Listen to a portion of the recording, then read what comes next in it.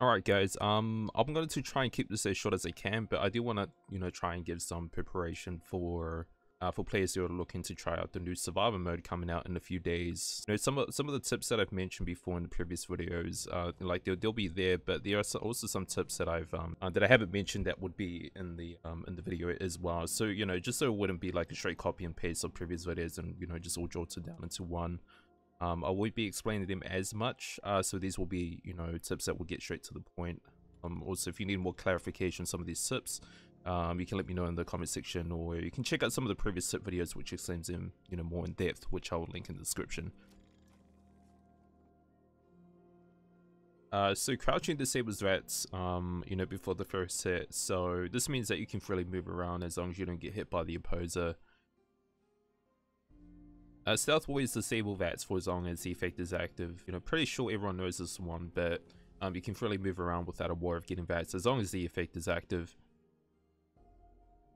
So cryogenic grenades, they completely deplete your player's AP and AP regen for 10 seconds.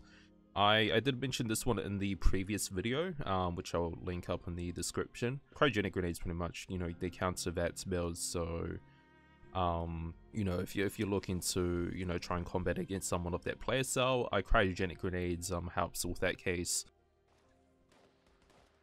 So grenades can be shot with VATS midair. So VATSing grenades means you can trigger the detonation when you want it to explode. It's a really good technique with grenades like cryos, plasmas, or pulse grenades, as those are some of the some of the grenades that are really good, just as of right now.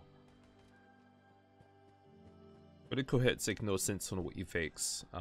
Like I mentioned in the previous video, which I'll link up again. I'm not sure why it works, but it does. So criticals should be saved for players pretty much. The Sentinel effect gets removed during the animation, so the player only has enough time to pull this off in a few seconds. So pretty much any weapon with a quick fire rate will get the most out of this. This is really good for tracking STEALTHBOY users. It leaves a pink aura, and I would expect a lot of players, especially in survival mode, to be spamming STEALTHBOYs pretty often. So bearing MENTATS just kind of helps you to identify STEALTHBOY users, as you can still spot players who are running STEALTHBOYs. This is pretty much the same as bearing MENTATS, except with recon scopes. When you tricon on a target, when you scope in, when you scope out, it should leave like a diamond symbol which can be seen through walls. So just like the bearing MENTATS, it's really good for tracking STEALTHBOY users.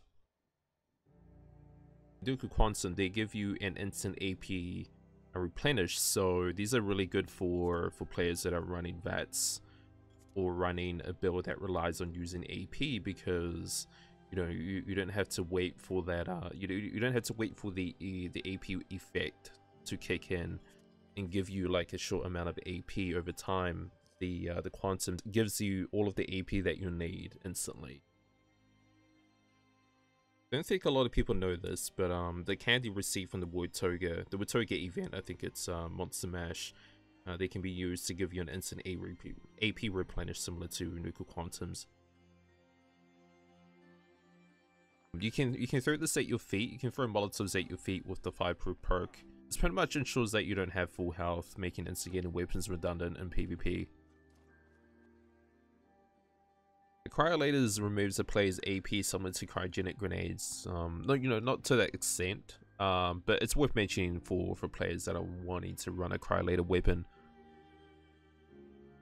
If you combine the one gun army perk with and you get the Cryolator chill effect to proc, you can cause players to get stuck. It's pretty much just the stagger animation and the chill effect proccing at the same time, which just causes the stagger animation to finish longer. And if you guys didn't know, during a stagger animation, your character cannot do anything until it's done. So this one is really complicated to explain. You can cancel animations with melee weapons, so players can do more damage.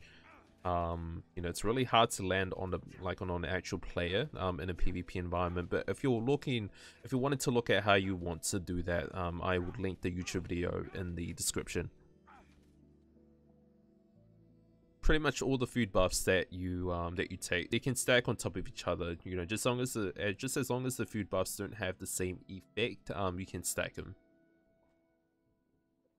The food that you can grow at your camp, you know, such as the corn, the moot fruit, they mostly apply to VATS AP builds, but they are good to have as they can be really easy to make. And you know, they sort of work like a permanent buff, as you know, once you run out, you can fast travel to a camp, make your buffs, and then go and do what you need to do. The Karma Barrel Syringer that you receive from the main quest, they can be used as a buff for your teammates instead of a debuff. But this only works if a friend is out of the group, as you can't apply the buff to a friend that's already in your group. So different weapon types and the modifications or attachments, they use up different amounts of AP.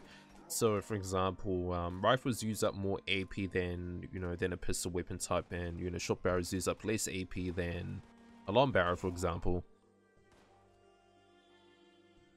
So the Lifesaver Legendary or the Mysterious Saver procs the Revenant perk in Endurance. I'm not really a fan of the Legendary or Mysterious Saver perk, but if you wanted to try it out and you wanted to get that damage boost from the Revenant perk, then go ahead.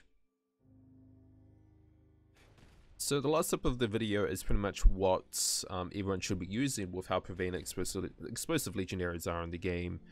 So the Dense Chest Piece mod and the FIREPROOF perk, they reduce the explosive damage that you take. So this pretty much just prevents, you know, players from getting one-shotted from explosive-based weapons.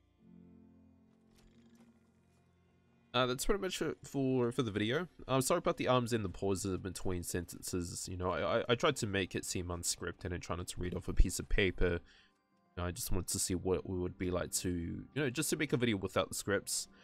Anyway, if you guys enjoyed the video, don't forget to leave a like. It really does help, and it does go a long way. And also, if you want to see more of this type of content, just be sure to subscribe to the channel. Also, if you have any questions or if you need more clarification on some of these tips, just be sure to leave them in the comment section below. Cheers.